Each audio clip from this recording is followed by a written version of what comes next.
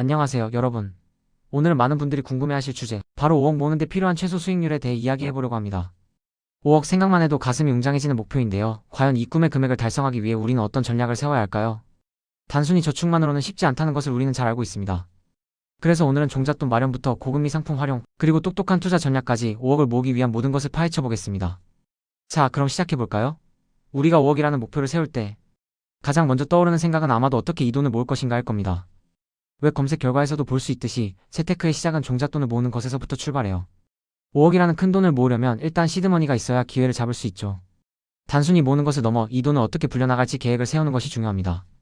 예를 들어 맞벌이 부부가 6년 만에 5억을 모은 사례를 보면 월 70만 800만 원이라는 엄청난 금액을 저축했다고 해요.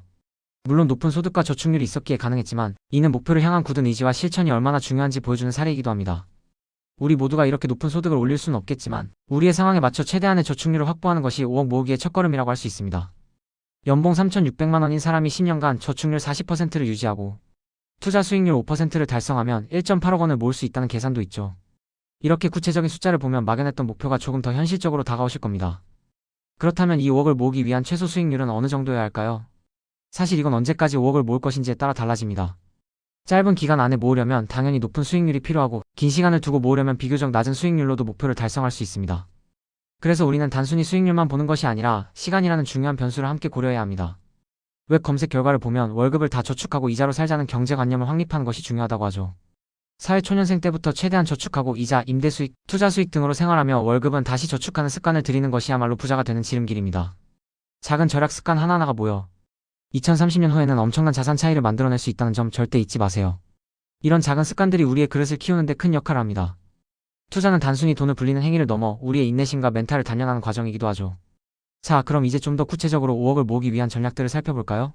웹 검색 결과에서는 고금리 예금 활용, 저축은행 상품 비교, 그리고 세금 혜택을 받을 수 있는 금융 상품들을 언급하고 있습니다. SC제일은행의 E-그린 세이브 예금처럼 조건 없이 연 5.1%의 금리를 제공하는 상품 물론 2022년 11월 기준이니 항상 최신 정보를 확인해야 합니다. 은 5억을 모으는데 큰 도움이 될 수 있습니다. 5억까지 가입이 가능하다니 정말 매력적이지 않나요?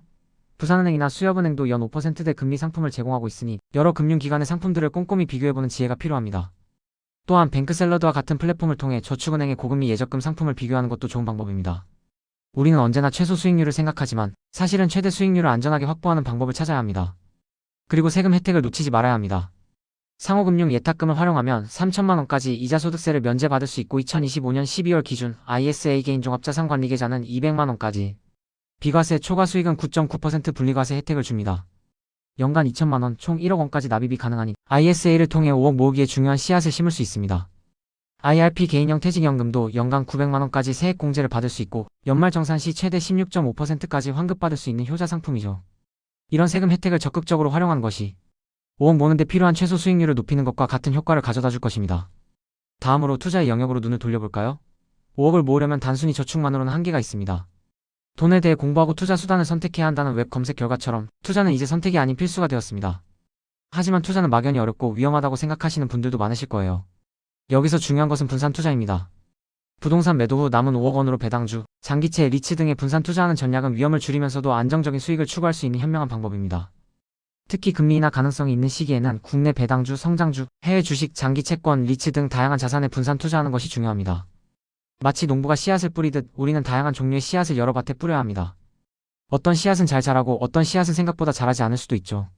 하지만 꾸준히 여러 씨앗을 뿌리다 보면 결국 풍성한 수확을 얻을 수 있습니다. 이것이 바로 우리가 5억을 모으기 위한 루틴이 되어야 합니다. 매일 경제의 기사처럼 명확한 재테크 목표를 설정하고 돈을 모으는 것이 정말 중요합니다. 목표가 없는 항해는 표류하기 쉽지만 명확한 목표가 있는 항해는 순풍을 만나 목적지에 도달할 가능성이 높으니까.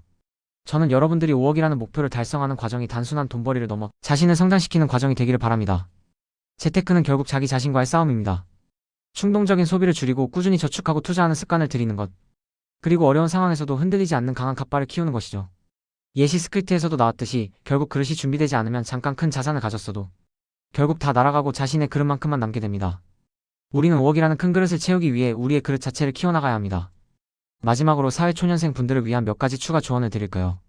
월세 대신 버틴 목전 세대출을 받아 전세로 시작하는 것은 정말 현명한 선택입니다.